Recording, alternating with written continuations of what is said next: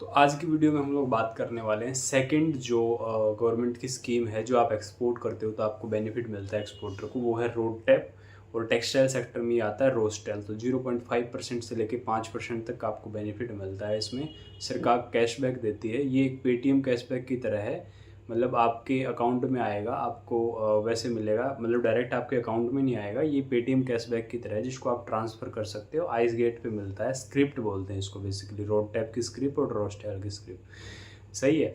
तो road tap को आप समझ सकते हो कि ये सरकार ने आपको एक चूर्ण दे रखा है कि आप एक्सपोर्ट करते हो तो आपको ये चूर्ण आपको फ्री मिलेगा। सही है। प्रोडक्ट टू प्रोडक्ट डिपेंड करता है।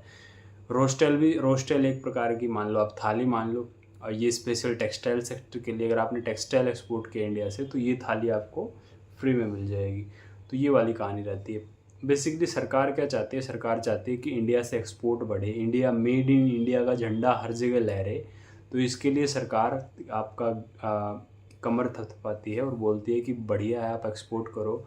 आपने जैसे मान लो ये प्रोडक्ट मेड इन इंडिया में बनाया है, इंडिया में बनाया है, तो आपको यहाँ पे फ्यूल भी दिया है, फ्यूल पे टैक्स भी दिया है, तो टैक्स का जो पैसा है वो आपको वापस कर रही हूँ। उसको बोलते हैं रोड टैप या रोस्ट टैप। इससे पहले इंडिया में एक स्कीम चलती थी जिसको बोलते थे MEIS, merchandise export incentive scheme बोला जाता था। ये स्कीम भी बहुत बढ़िया चल रही थी। क्या बात थी, मज़ा आ रहा था। एक्सपोर्टर्स को बहुत अच्छा पैसा कमा रहे थे, एक्सपोर्टर बहुत अच्छा कैशबैक कमा रहे थे।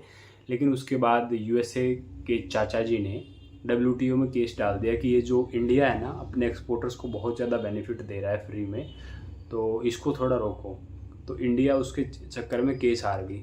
तो केस हार गई तो फिर इंडिया ने सोचा कि चलो थाली का नाम बदल देते हैं। तो MEIS से उन्होंने कर दिया रोड टैप और टेक्सटाइल के लिए स्पेशल डाल दिया रोस्टेल। काम वही है, आपको कैशबैक मिलता है, पहले भी मिलता था, अभी भी मिलता है, नाम बदल दिया है।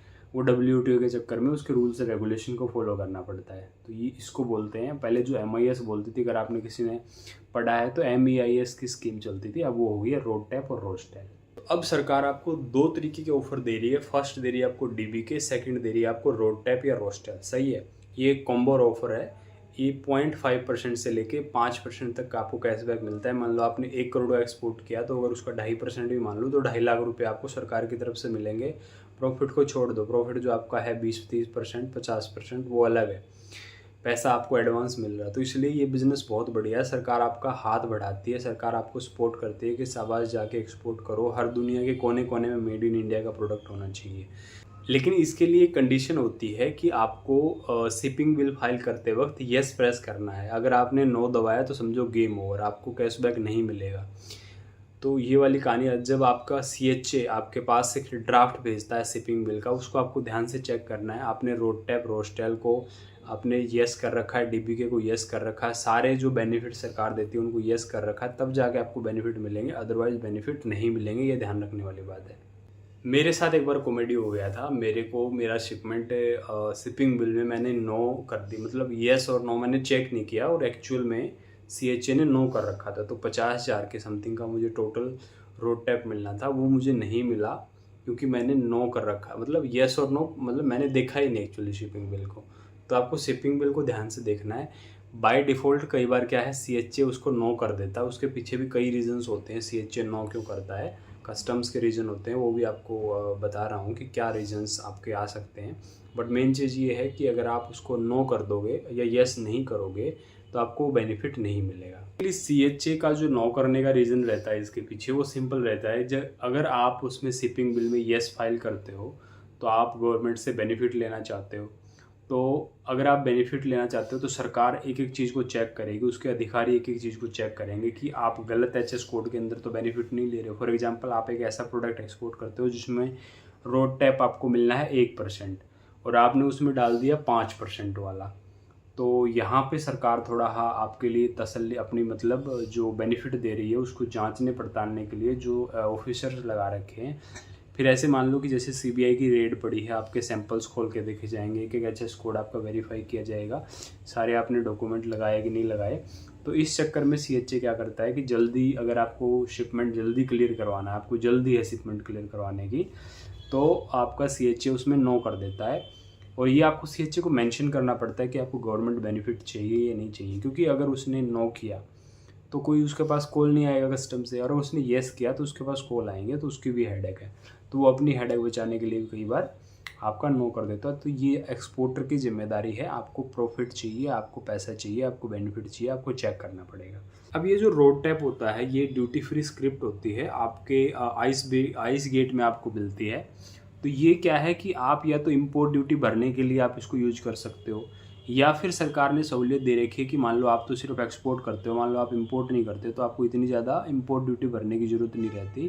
तो यहाँ पे सरकार ने सहूलियत दे रखी है कि आप इसको बेच सकते हो। जैसे पेटीएम टू पेटीएम आप पैसे ट्रांसफ़र कर सकते हो, वैसे ice gate to ice gate एक आईडी से दूसरी आईडी पे आप स्क्रिप्ट को बेच सकते हो।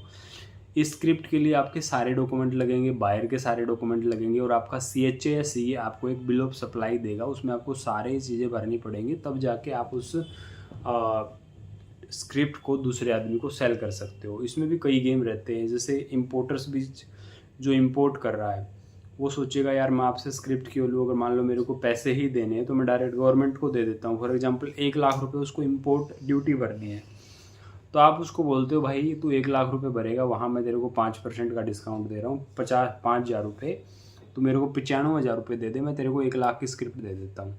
तो उसका तो वो 1 लाख हो जाएगा, उसका 5,000 रुपये बच जाएगा। एक्सपोर्टर को ये बेनिफिट है कि उसका जो स्क्रिप्ट पड़ी हुई थी वो कैश हो गई, क्योंकि पैसा चलता है ना। स्क्रिप्ट तो कहीं ऐसा तो होगा नहीं कि आप किसी को स्क्रिप्ट दे दो आइस गेट में और दिखा दो कि भैया ये आइस गेट में स्क्रिप्ट है और इसके लिए आप मुझे आलू दे दो, प्याज दे दो, टमाटर दे दो। तो रियल लाइफ में पैसा चलता है, तो उसका कैश में कन्वर्ट हो गया वो पॉइंट। तो ऐसे करके दोनों लोगों को फ़ायदा होता है, विन विन सिचुएशन होती है। ये सरकार ने बना रखी। आइस गेट पोर्टल पे आपको जाना, अपने आप को रजिस्टर करना है, वहाँ पे अपने इंपोर्ट एक्सपोर्ट कोड को, आईडी कोड को सारे रजिस्टर करना, वहीं आपको ड्यूटी फ्री स्क्रिप्ट मिल जाएगी। आइस गेट से रिलेटेड आपको कोई प्रॉब्लम आती है तो आइस गेट ने स्पेशल हेल्पलाइन नंबर दे रखा है, इसमें 24/7 वो लोग हेल्प करते हैं, तो आप उनको डायरेक्टली कॉल कर सकते हो। उन्होंने बहुत सारी वीडियो भी बना रखी हैं।